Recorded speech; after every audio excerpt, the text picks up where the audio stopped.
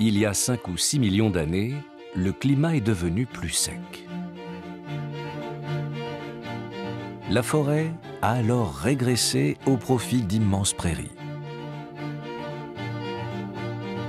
Un terrain idéal pour assurer la prolifération des herbivores.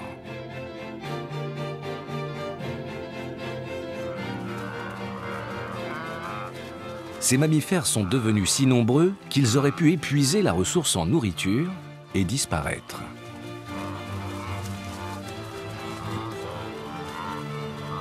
Mais tous ces gnous et ces zèbres ont perduré. Car en même temps qu'ils prospéraient, des prédateurs prospéraient dans leur sillage et régulaient leur nombre. Le lion est présent en Afrique depuis au moins 3,5 millions d'années. Au fil du temps, il a appris le comportement de ses proies. Mais ses proies ont aussi appris à esquiver ses attaques. Certaines en réchappent et d'autres y laissent la vie pour que vivent les lions. Si l'un est programmé pour tuer l'autre, ils ont néanmoins les mêmes ancêtres.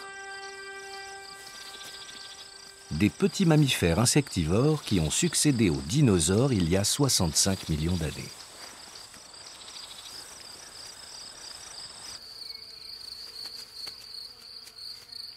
Les mammifères se sont ensuite incroyablement diversifiés.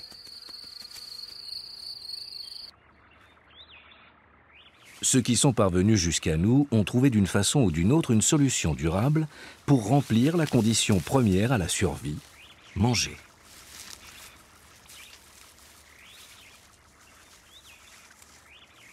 On peut manger de l'herbe, des feuilles, des fruits et pourquoi pas les autres.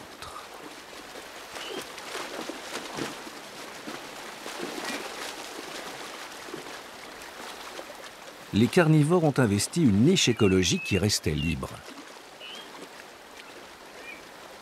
Il y avait quelques conditions à remplir pour l'occuper.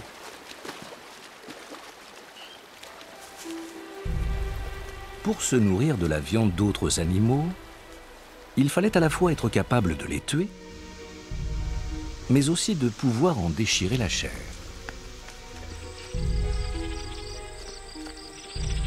Question résolue chez les carnivores qui ont une mâchoire puissante et une dentition toute particulière.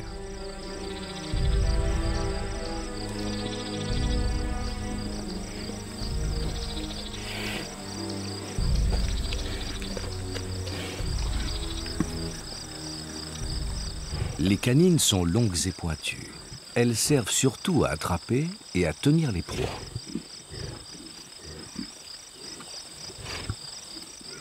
Le reste de la dentition est conçu non pas pour mâcher, mais pour arracher la viande. En particulier les carnassières, 4 dents qui sont propres aux carnivores.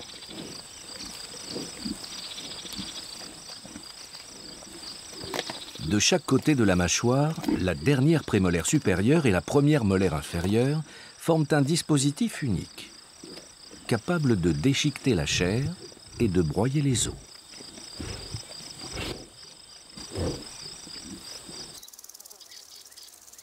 Tous les carnivores ont cette dentition spécialisée. Aussi bien la mangouste jaune qui pèse 600 grammes que les lions qui peuvent peser plus de 200 kilos.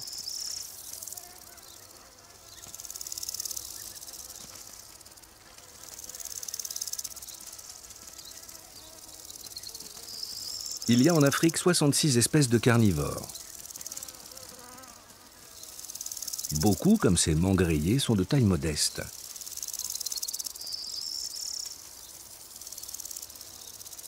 Les grands carnivores sont l'exception. Et même la hyène brune, qui fait partie des 10 plus grands, ne pèse qu'une quarantaine de kilos.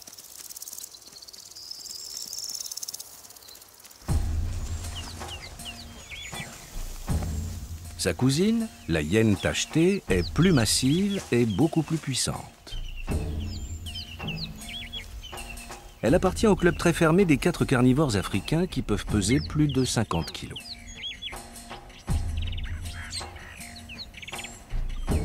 On y retrouve le guépard. Sa belle robe tachetée fait penser à celle du léopard. Le léopard, c'est celui qui grimpe aux arbres et qui y monte ses proies.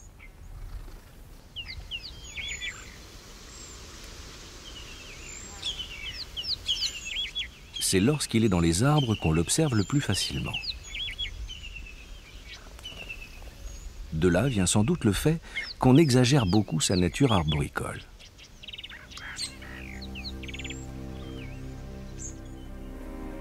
Voilà par exemple un léopard qui s'est installé dans un ravin et dort paisiblement au sol.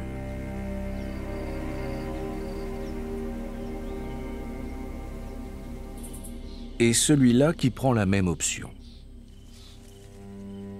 Après un brin de toilette et quelques regards alentours pour s'assurer que les environs sont paisibles, il va entamer sa sieste, par terre.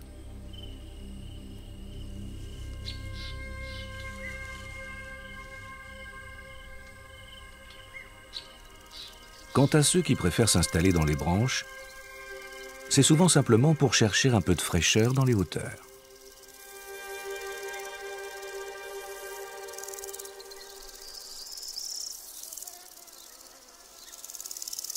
La vérité, c'est que le léopard est parfaitement à l'aise dans les arbres, mais qu'il passe quand même l'essentiel de sa vie au sol.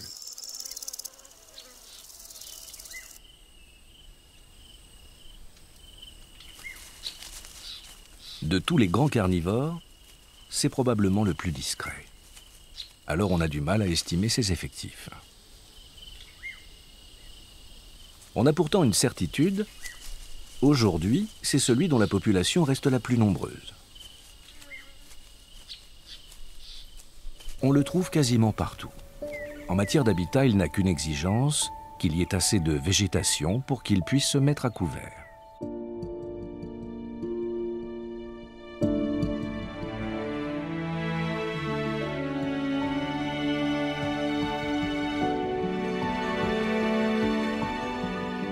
Dans la forêt humide africaine, c'est le dernier des grands prédateurs.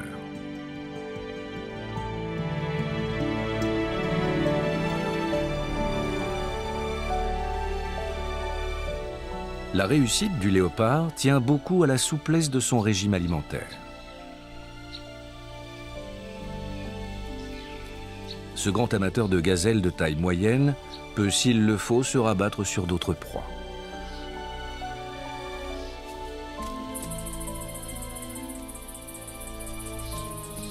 Contrairement à ce que l'on dit souvent, il inscrit très rarement les babouins à son menu.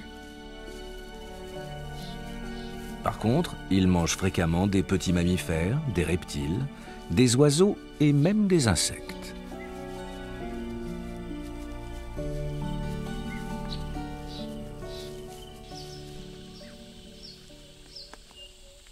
On croit que le léopard monte systématiquement sa proie dans les arbres pour la manger. Mais c'est encore une idée fausse. Il n'adopte ce comportement que s'il y a des lions ou des hyènes qui risquent de lui voler son repas.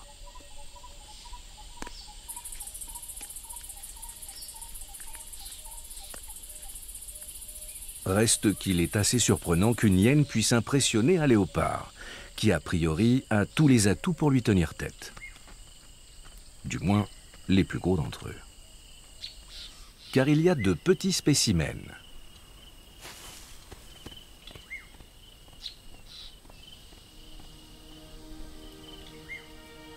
Ce gros mâle pèse près de 70 kg.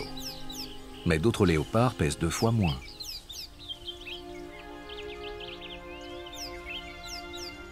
On observe chez les adultes d'incroyables différences de poids qu'on ne retrouve pas chez les autres grands carnivores. Le gabarit varie principalement en fonction de la région occupée.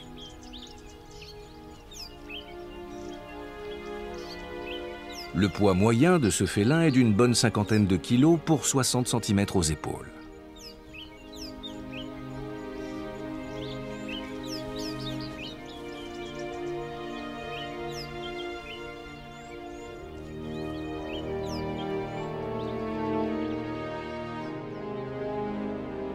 Tous les léopards ont quelque chose en commun. Ils s'activent principalement quand le soleil se couche.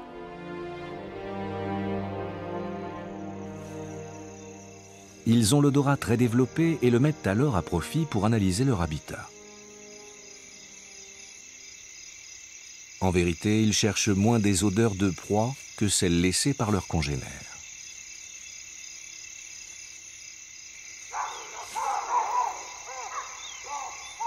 Un instant distrait par les cris des babouins, le léopard retourne rapidement à un examen minutieux du territoire qu'il occupe.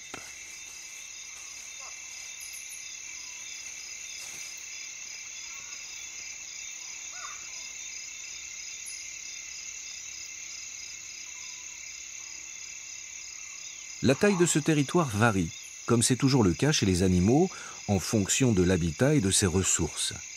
Il est souvent d'une dizaine de kilomètres carrés. Mais il peut être 5 ou 6 fois plus grand. Le léopard est un animal solitaire et l'essentiel de sa relation avec les autres se fait de façon indirecte au travers d'une communication olfactive.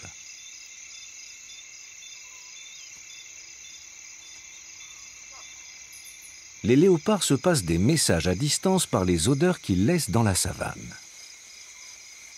Quand ils parcourent leur territoire, ils font le point sur l'état et la proximité des femelles et le passage éventuel des mâles concurrents.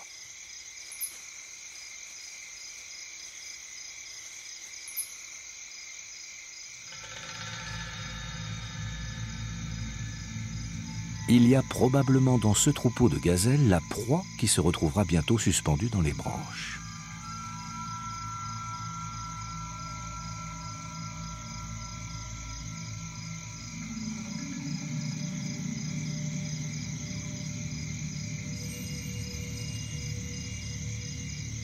La chasse n'occupe qu'une petite partie de la nuit. Le reste du temps, le léopard se déplace ou dort encore.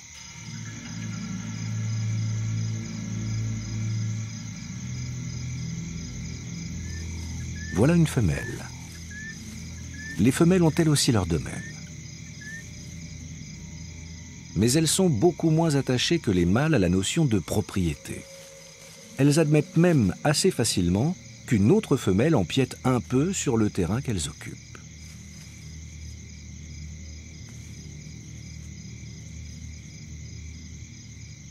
Il peut y avoir plusieurs femelles au sein du territoire d'un mâle.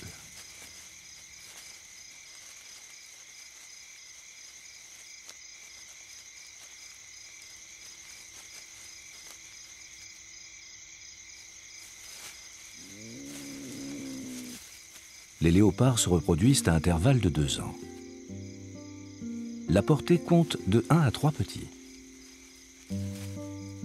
La mère a mis bas après une gestation très courte de moins de 100 jours.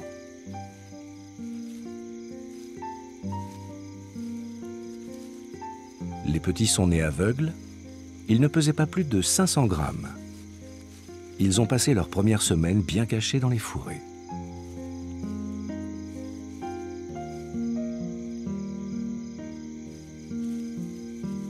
Les lions partent en chasse. Les petits léopards ne risquent rien tant qu'ils se tiennent à l'écart.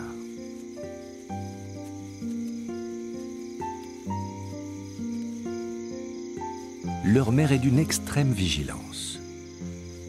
Pour assurer la sécurité de ses petits, elle s'efforce de rester au maximum auprès d'eux.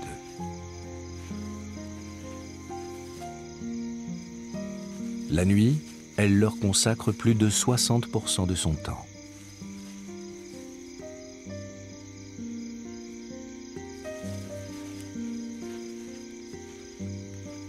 Ces petits léopards n'ont que quelques semaines.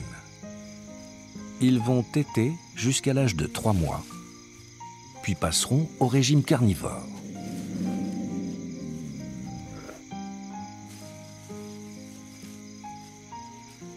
Mais ils devront attendre d'avoir 1 an pour se nourrir par eux-mêmes et gagner leur galon de prédateurs.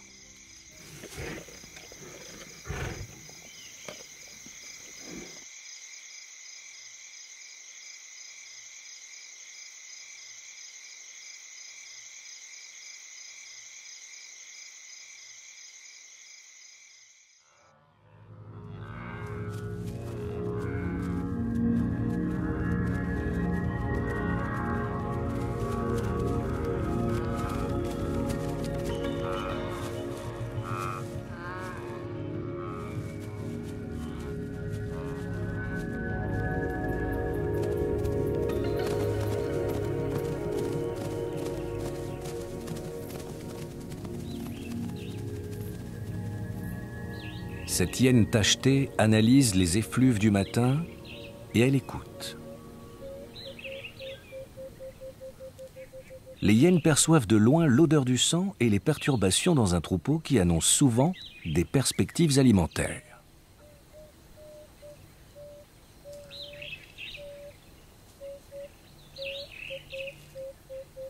Ces deux jeunes viennent de sortir de la tanière où ils ont passé la nuit. Ce qui veut dire qu'une adulte au moins est rentrée de sa longue errance nocturne.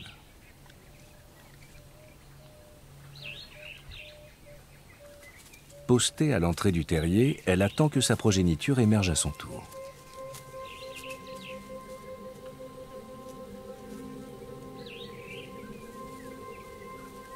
Entre une mère et son jeune, comme entre toutes les hyènes, les salutations sont particulières. On se renifle les parties génitales.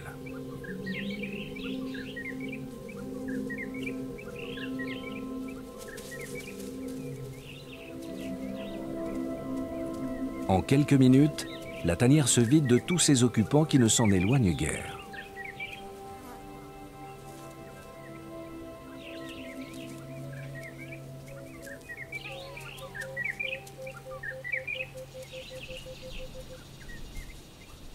Ils sont nombreux et tous apparentés. Frères, sœurs ou cousins plus ou moins éloignés.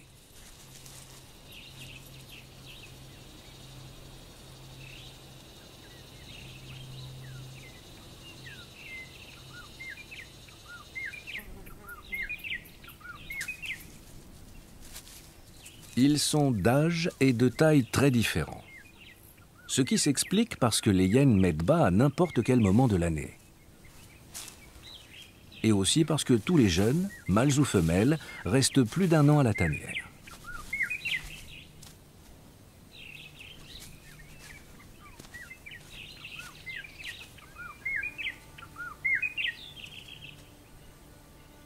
Tout ce petit monde forme un clan. Comme chez les éléphants, il est organisé et contrôlé par les femelles.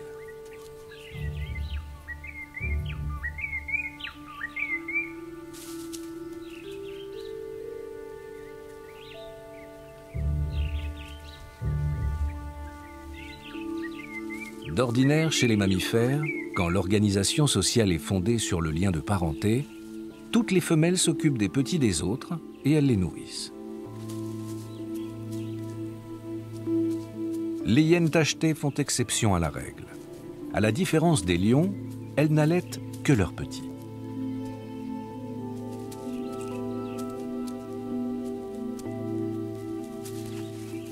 Cela conforte la hiérarchie établie. Les jeunes dont les mères sont les moins fortes sont moins bien nourris que ceux de la femelle alpha qui mange sans problème et a une généreuse lactation. C'est d'autant plus important que les hyènes allaitent leurs petits pendant une durée incroyable de plus d'un an.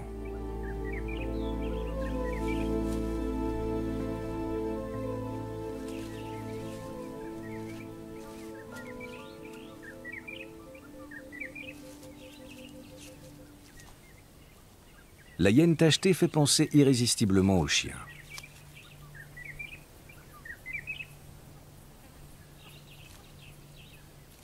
Elle en a les oreilles développées et le museau allongé.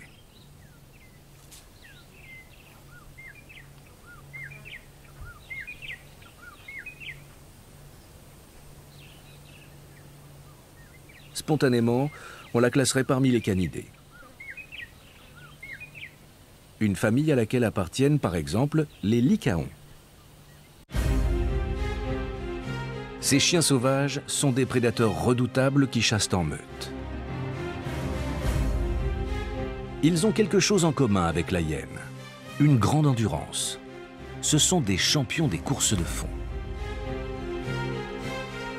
Ceci dit, en matière d'évolution, ils ne sont pas issus de la même branche.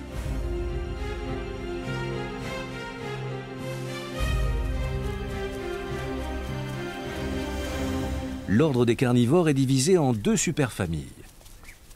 Il y a d'un côté une branche canine à laquelle appartiennent le chien sauvage ou ce chacal, et de l'autre, la branche féline, dont sont issus tous les hyénidés.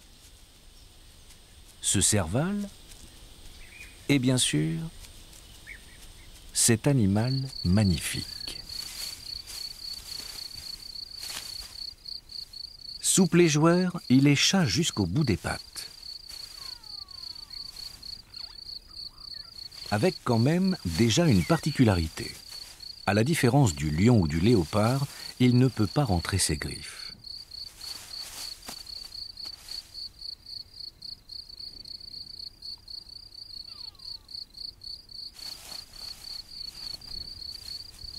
Ce mâle adulte pèse une cinquantaine de kilos pour 80 cm de hauteur aux épaules.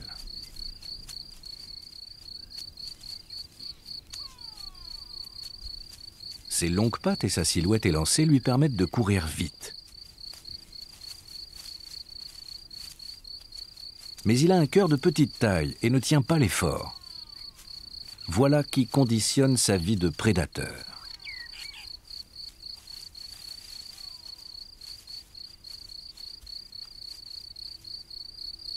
Le guépard s'en prend parfois à l'autruche, mais pas quand il est seul.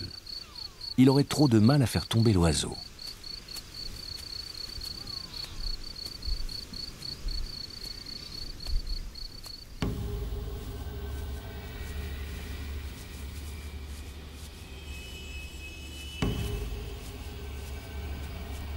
Un bébé zèbre pourrait faire l'affaire. Mais pas question de tenter sa chance avec ce groupe d'adultes.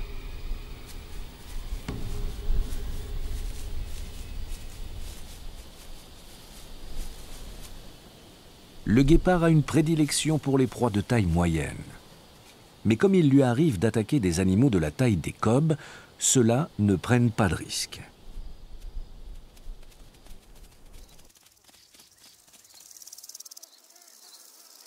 C'est de jour, dans les grandes plaines, que le guépard préfère chasser.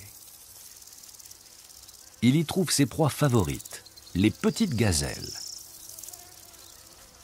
Et un terrain ouvert favorable où il peut donner toute sa mesure.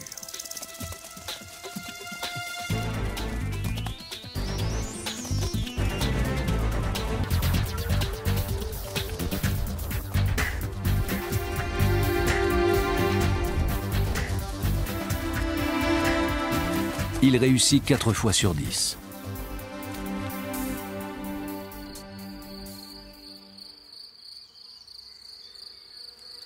Les guépards commencent à chasser lorsqu'ils ont environ 1 an.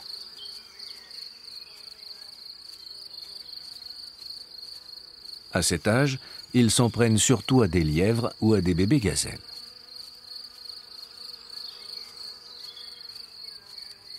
En fait, les bébés guépards sont aussi vulnérables que les bébés gazelles.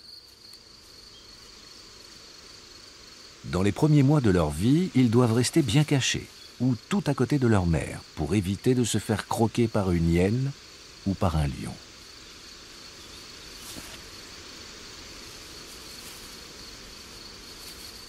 Les femelles ont une portée de 1 à 6 petits. Dans les familles nombreuses, les mâles qui arrivent à l'âge adulte peuvent parfois rester très soudés et former des coalitions durables. On peut alors compter 2, 3, voire 4 individus qui ne se quittent plus.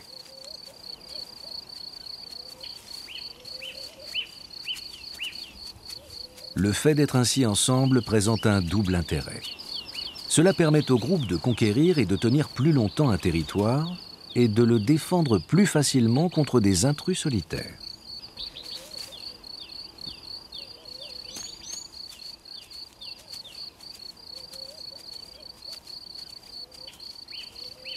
Ils permettent aussi de s'en prendre à des proies plus grosses.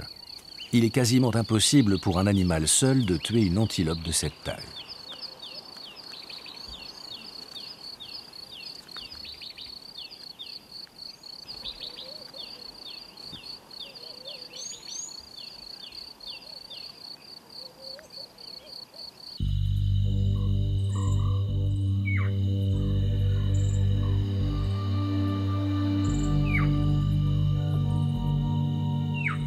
Le guépard est le seul grand félin à programmer ses chasses principalement en cours de journée.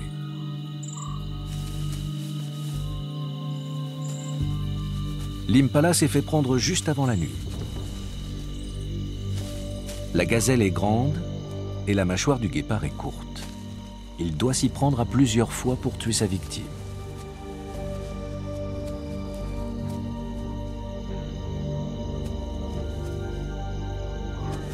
Il a maintenant une priorité, la tirer vers un endroit discret pour la manger.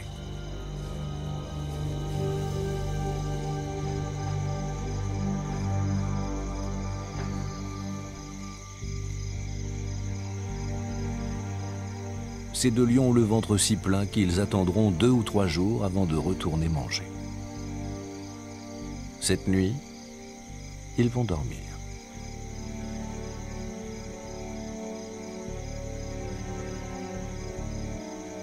Ils sont frères et associés.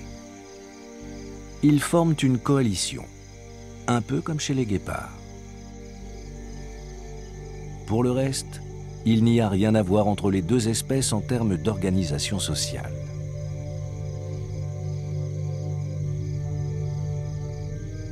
Les lions sont une exception chez les félins. Ce sont des animaux sociaux. Ils vivent en clan. Dans les clans, quand la nuit arrive, on s'éveille et on socialise.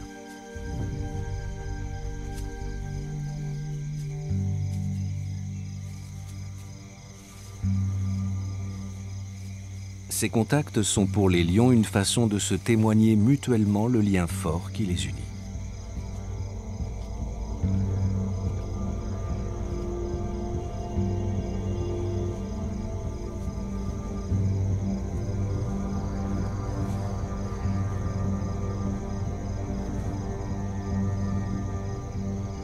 La lionne voit que les nuages qui passent cacheront bientôt la pleine lune.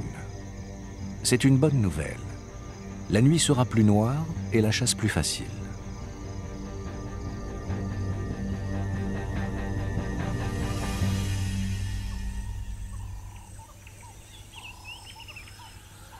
Le jour s'ouvre sur un matin gris. Comme souvent aux premières heures de la journée, les léopards s'activent un peu.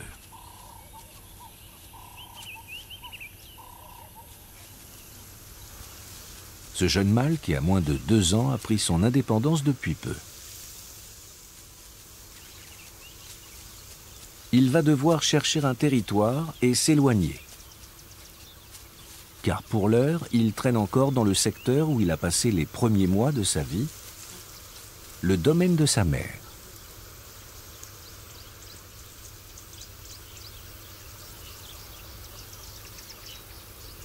Justement, la voilà.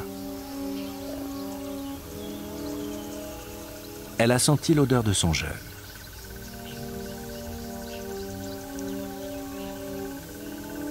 Que leurs chemins se croisent est un pur hasard. Ils ne se cherchaient pas.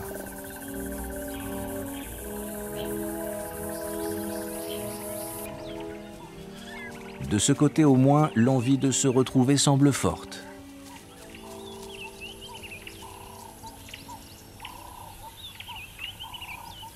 Lorsque le jeune léopard s'approche de sa mère, il ne sait pas vraiment à quel comportement s'attendre.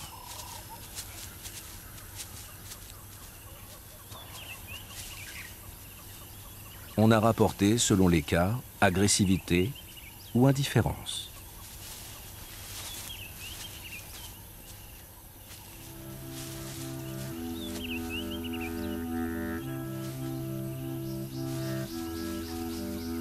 On voit bientôt qu'on est dans un 3e registre, celui d'une manifestation du lien indéfectible qui perdure entre une mère et son fils.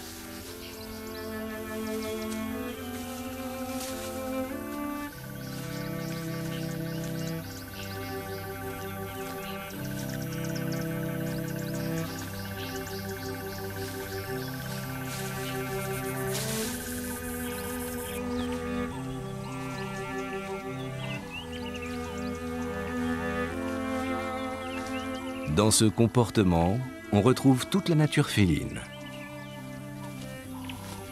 y compris lorsqu'au bout d'un moment, ces marques d'affection semblent dégénérer en postures agressives.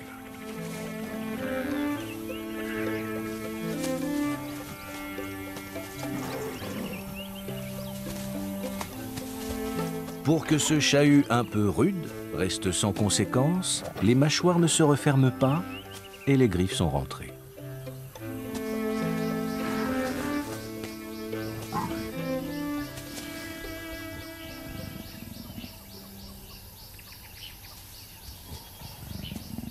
La nature veut plutôt que la mère essaie de repousser son jeune pour lui marquer fermement qu'il ne doit plus rien en attendre, qu'il doit prendre vraiment son indépendance et s'éloigner d'elle.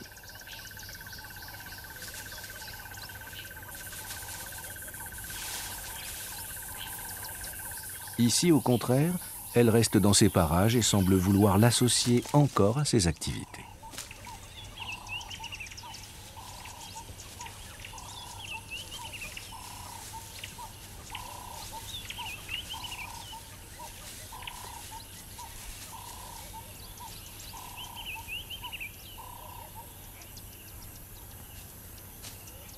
Ce battement de queue est un indice.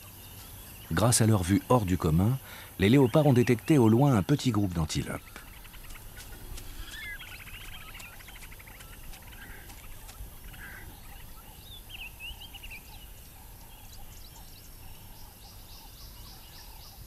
Il n'y a là que des femelles, parmi lesquelles se trouve un jeune qui pourrait faire une proie facile.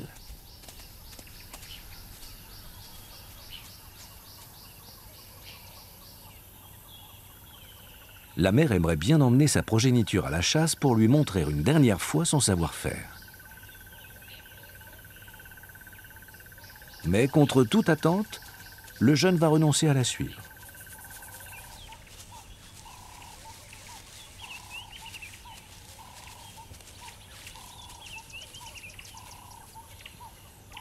Il la regarde s'éloigner et, signe d'indépendance, n'assistera que de loin à sa tentative.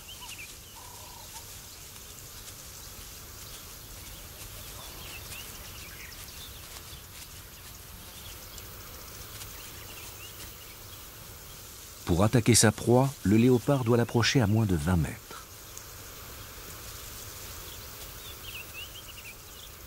De jour, ses chances de réussite sont très faibles. On les estime à moins de 10%.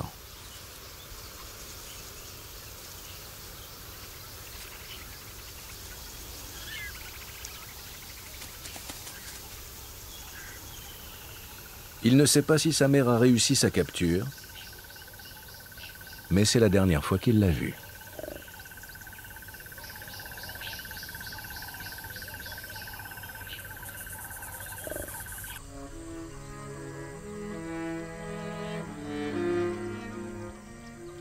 Cette lionne aussi est solitaire, mais par obligation. Elle a donné naissance à 2 petits et elle les a cachés. Ses allers et retours pour les nourrir l'ont isolée de son clan.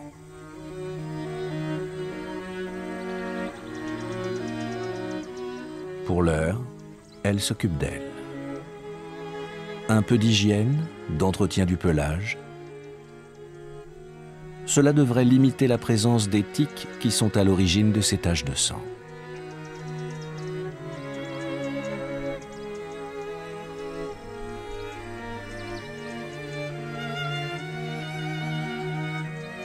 De temps à autre, elle met son flair à contribution.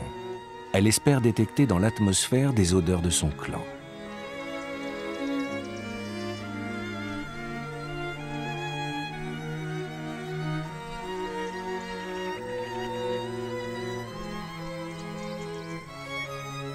Comme à l'évidence, elle reste livrée encore à elle-même, la lionne va entamer un peu d'exercice.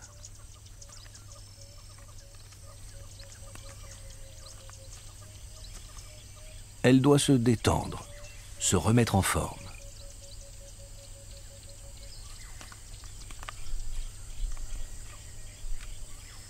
Elle est maigre. Cela fait plusieurs jours qu'elle n'a pas mangé. Elle va devoir aller chasser.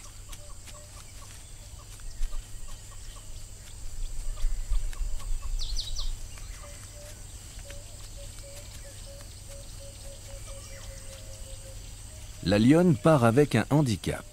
Lorsqu'elle est seule, son taux de réussite est inférieur à 20%.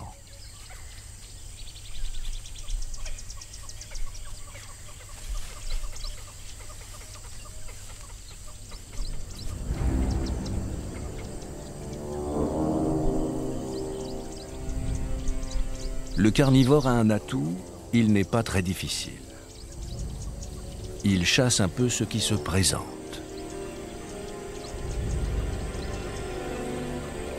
Le phacochère aurait pu faire l'affaire, mais aussi un jeune buffle, une gazelle ou un zèbre. Un peu plus loin, l'opportunité se présente sous la forme d'un cob.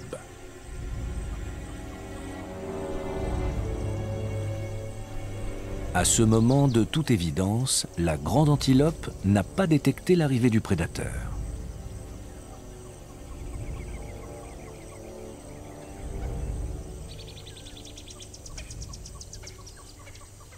Pour la lionne, la problématique est toujours un peu la même. Elle doit pouvoir s'approcher à une trentaine de mètres sans être vue pour lancer son attaque.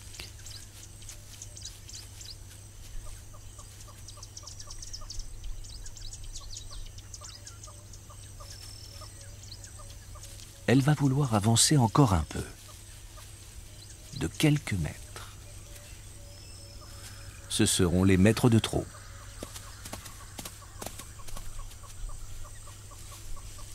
Bien que l'approche ait été longue et patiente, l'échec est admis dès la fuite de la proie.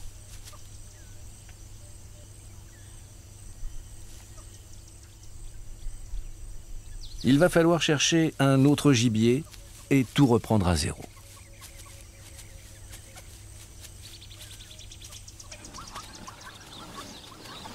Une autre situation. Voilà un espace ouvert où les proies sont abondantes.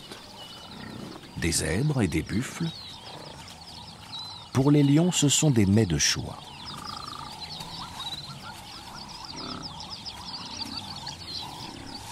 Cette lionne va devoir choisir.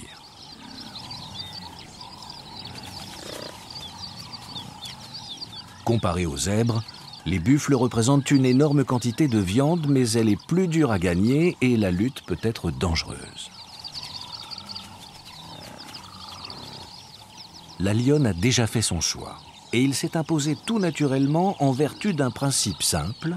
Quand on est lion, on va toujours au plus facile.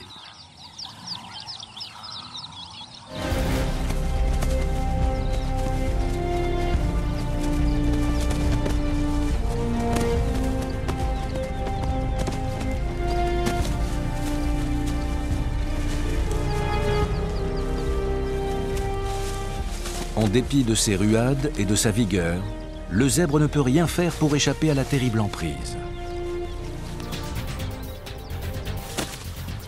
L'arrivée d'un deuxième prédateur le condamne définitivement.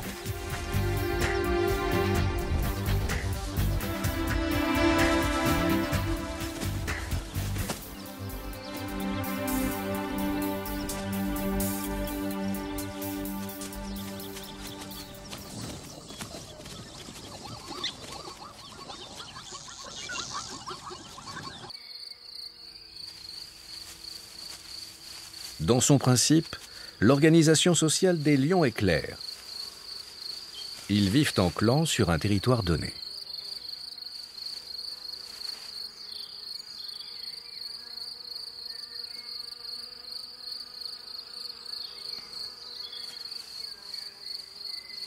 Le clan est constitué essentiellement d'un groupe de femelles et de leur progéniture. Les femelles, qui sont le plus souvent de même sang, passent toute leur vie au sein du groupe.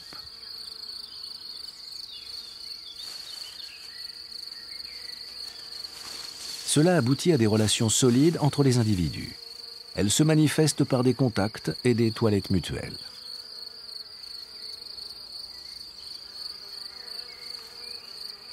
Les lionnes sont beaucoup plus proches entre elles qu'elles ne le sont des mâles adultes.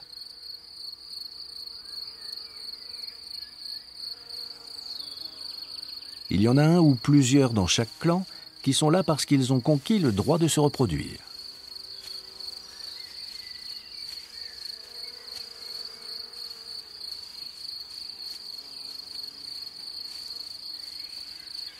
Le clan est une structure durable qui peut voir se succéder plusieurs générations de femelles.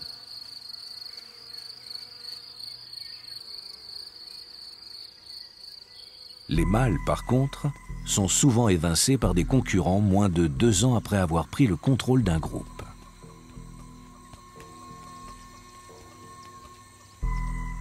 Exclus de leur clan, incapables d'en conquérir un autre, ils vivent souvent seuls jusqu'à la fin de leur vie.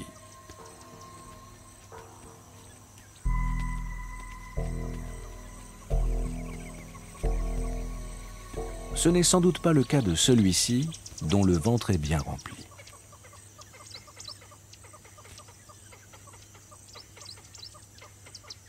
Il a dû s'éloigner simplement de son groupe pour aller boire.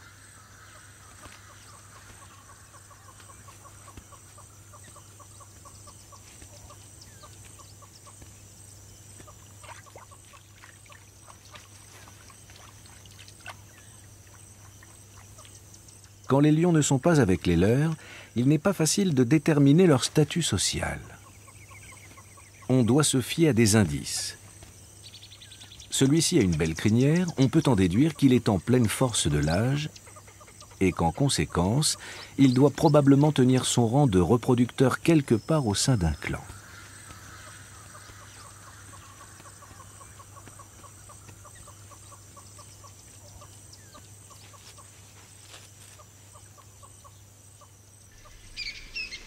Voilà l'une des rares situations sans ambiguïté.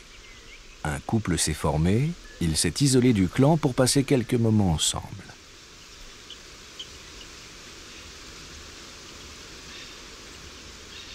Le jour suivant, le lion et la lionne sont survolés par une nuée de vautours, ce qui laisse à penser qu'ils ont tué une proie.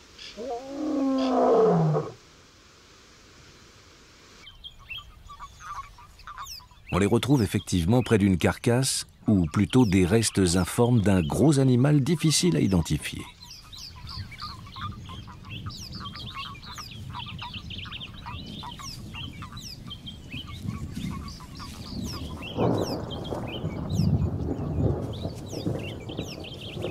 Le couple, qui n'a plus beaucoup d'appétit, s'apprête à laisser là la proie à moitié décomposée.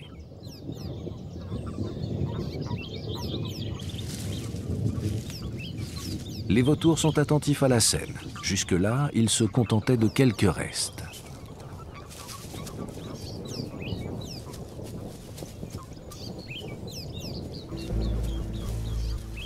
Cette façon qu'a le mâle de marcher dans le sillage de la femelle indique clairement qu'il est dans une phase de reproduction.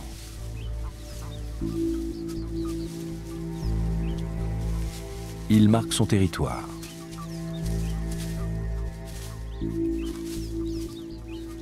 Le départ des lions déclenche instantanément le retour des vautours. Mais leur festin sera de courte durée. Le mâle a finalement laissé sa femelle pour revenir à la charogne.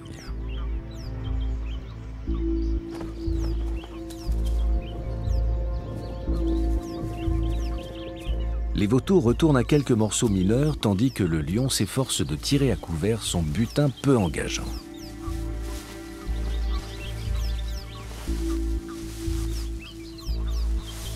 À ce moment, le roi de la savane est plutôt dans un registre de charognard. Il y a des stricts charognards chez les oiseaux, mais pas chez les mammifères carnivores. Sans doute faute de carcasse en suffisance. Même les hyènes chassent régulièrement. Mais de tous les grands carnivores, ce sont elles qui tirent le meilleur parti des carcasses. C'est le secret de leurs étonnantes lactations. Les os en particulier leur apportent phosphore, calcium et sels minéraux en grande quantité.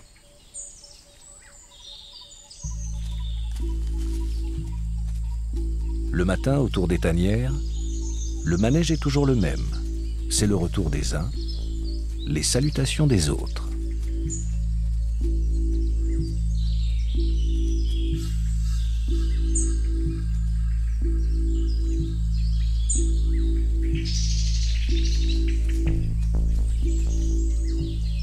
Ces deux-là ont environ 1 an. À cet âge, le pelage commence à passer du gris à un brun roux et les taches sont très marquées.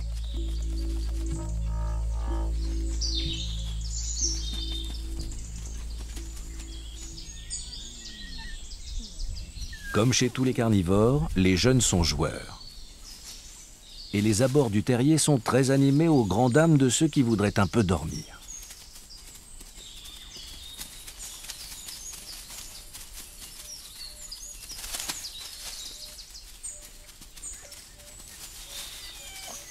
On voit dans ces jeux toute l'importance de la mâchoire.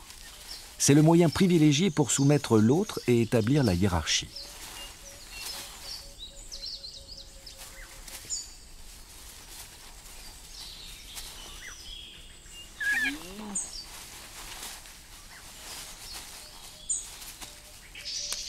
Les jeunes hyènes ont un jeu qui leur est propre et qui suppose un accessoire, un bâton. Le but est de le mordiller pour qu'il devienne le plus petit possible.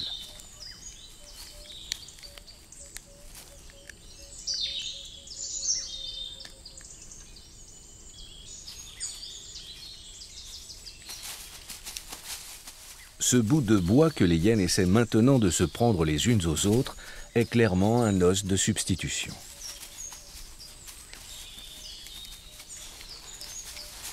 Ce jeu du bâton est un prétexte pour faire travailler les muscles de leur mâchoire qui vont atteindre à terme une force phénoménale. Elles pourront réduire en quasi-totalité n'importe quelle dépouille alors que les autres carnivores en gaspillent près de 40%.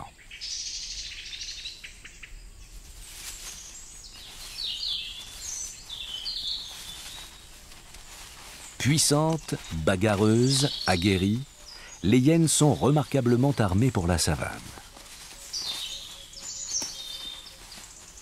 Rien ne leur fait peur, sauf peut-être en certaines circonstances, les lions qui sont les seuls à les dominer dans la hiérarchie des carnivores.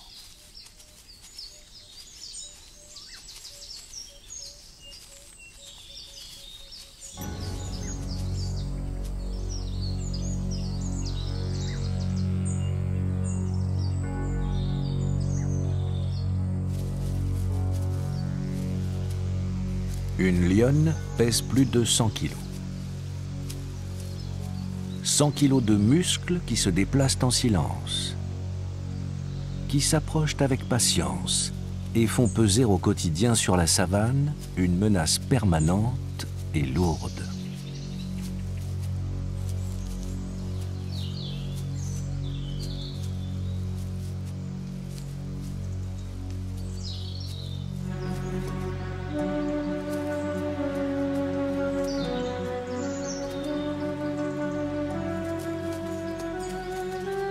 C'est le destin des herbivores de courir. Celui des lionnes, de les suivre et de les attraper pour les manger. C'est l'ordre des choses.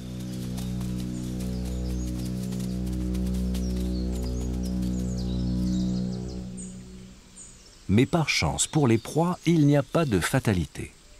Chaque cas est particulier et chacun a sa chance. Finalement, les deux lionnes n'iront pas chasser et se reposeront au soleil du matin.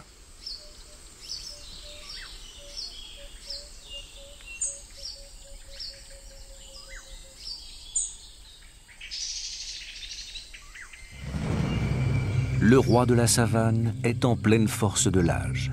Mais pour combien de temps ?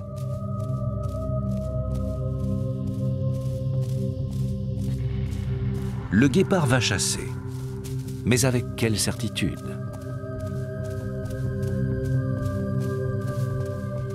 La technique du prédateur est rodée, sa course est parfaite. Mais au bout de cet élan effréné, qui dit que la proie sera sans ressources ? Entre proie et prédateur, l'équilibre reste finalement préservé. Même si c'est de la plus surprenante des façons.